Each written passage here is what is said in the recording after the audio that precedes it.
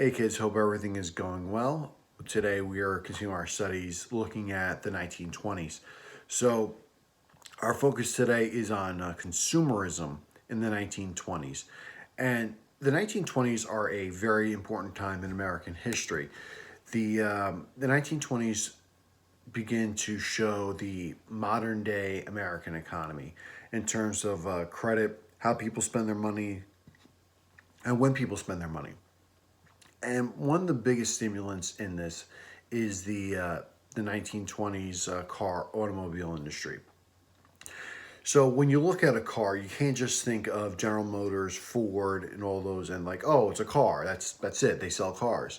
You got to think about what goes into a car. Associated with the automobile industry are people who paint the car, the rubber that goes with the car, the steel that goes with the car, all the gasoline stations.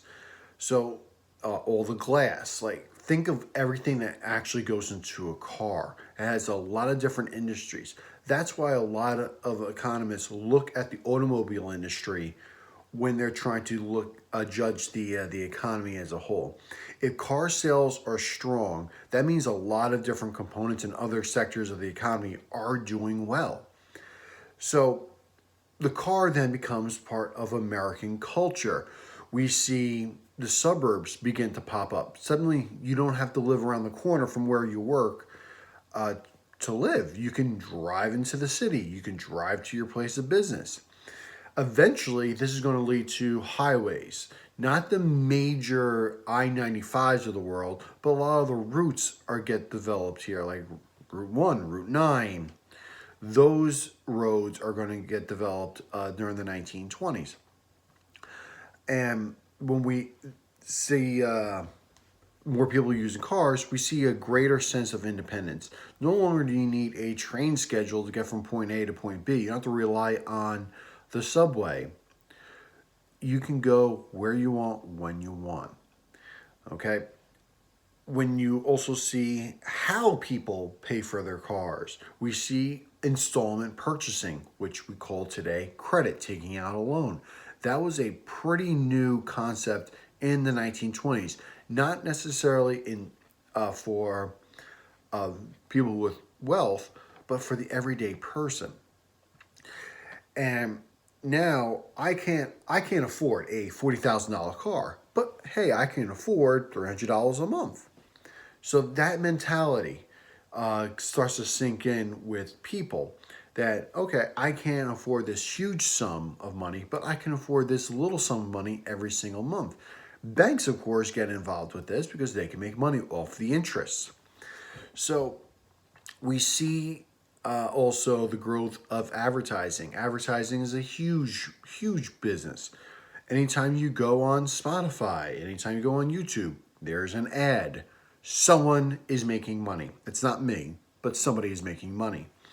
So advertising goes into cars. We see the expansion of cities, obviously with gas stations. Eventually, we'll see roadside attractions, motels being developed. Eventually, in the 1950s, 60s, we see the American Mall become an institution. So with the automobile, we see Americans become a little more independent, and we also see them spending their money quite differently. And you see the graphic organizers on the PowerPoints attached. But we also, in conjunction with the documents that you're looking at today, we also see the electrical industry take off. As electric is being added to more and more homes, well, you know what? The light bulb needs to be installed somewhere. Electricians have jobs. We also see safer homes. Okay, a lot of these homes were powered by gas or by candle. Not exactly the safest methods. We see the invention pretty much of nightlife. Think about it. Before the light bulb is invented and electricity is put in these places, well, once that sun went down, most people went home and went to bed. So we see in the 1910s, 1920s, like the evolution of nightlife. People are not confined to how late to stay up with the sun. Now they can stay up all night. Business can be conducted throughout all hours of the day and evening. We also see the telephone being used as a method of business communications. And all of a sudden, we also see leisure life develop.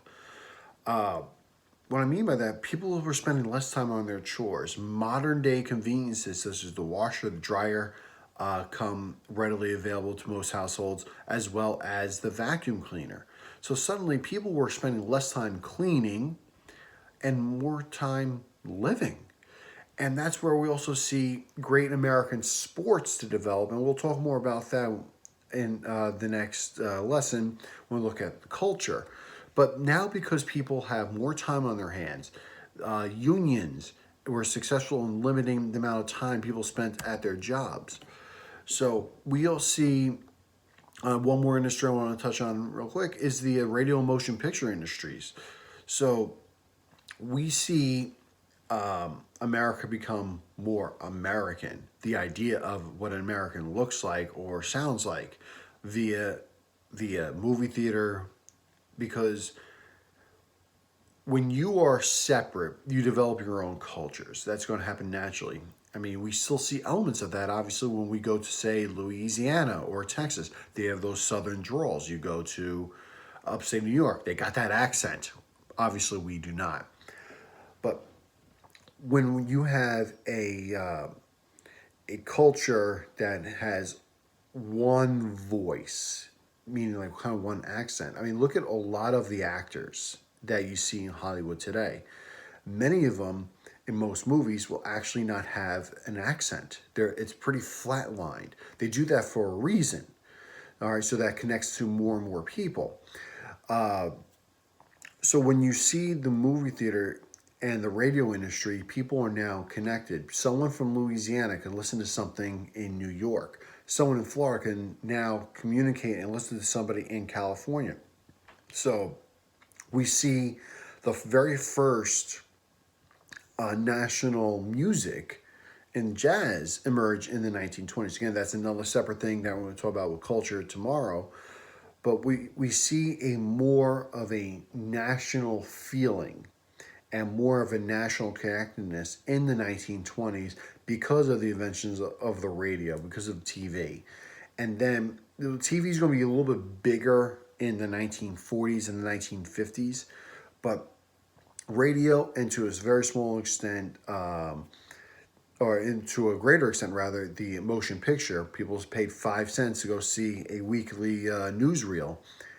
We see a lot of Americans relating to each other in ways that they never had before. So we see how technology is impacting the day-to-day lives. We're seeing how the development of new inventions like the car changing culture. So I want you to look at the documents today, looking at how electricity grows, consumerism grows, and we also are looking at how the car changed America. Stay well, stay safe, and I'll talk to you soon.